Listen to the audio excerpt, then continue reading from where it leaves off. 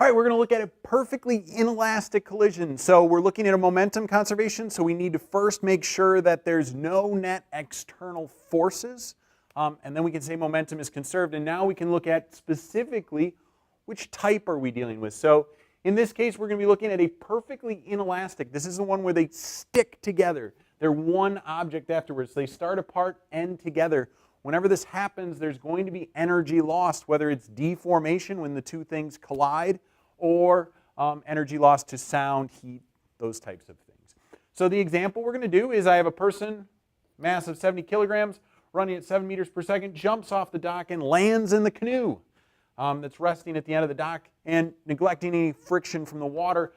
We're going to go ahead and figure out how fast is that person in the canoe moving after the collision. So we set up our conservation of momentum, so m1v1 plus m2v2, because I have two objects, equals the total momentum afterwards, m1v1 prime plus m2v2 prime. Now, because they move together afterwards, these two v primes are the same, so we typically rewrite that right side of the equation as m1 plus m2 because they're moving together. They're a single object, pretty much, and times a common velocity v prime. And so that's what we're going to find in this case.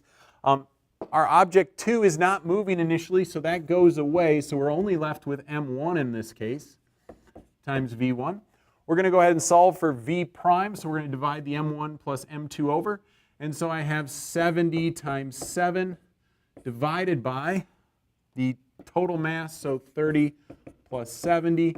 And so we get 4.9 meters per second, which makes sense, you know, that 7 slows down because now we're bringing more mass along with us.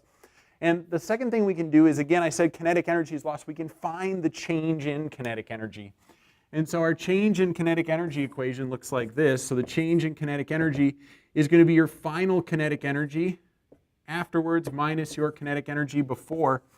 And so afterwards, I have 1/2 times 30 times 4.9 squared plus 1/2 times 70 times, it's also going 4.9 squared, minus the kinetic energy I started out with, 1/2 times 70 times 7 squared plus 1/2 times 30 times its initial speed, which was 0 squared. When I do this calculation, I found out that the change in kinetic energy is negative 514 joules, meaning we lost 514 joules of energy in that collision.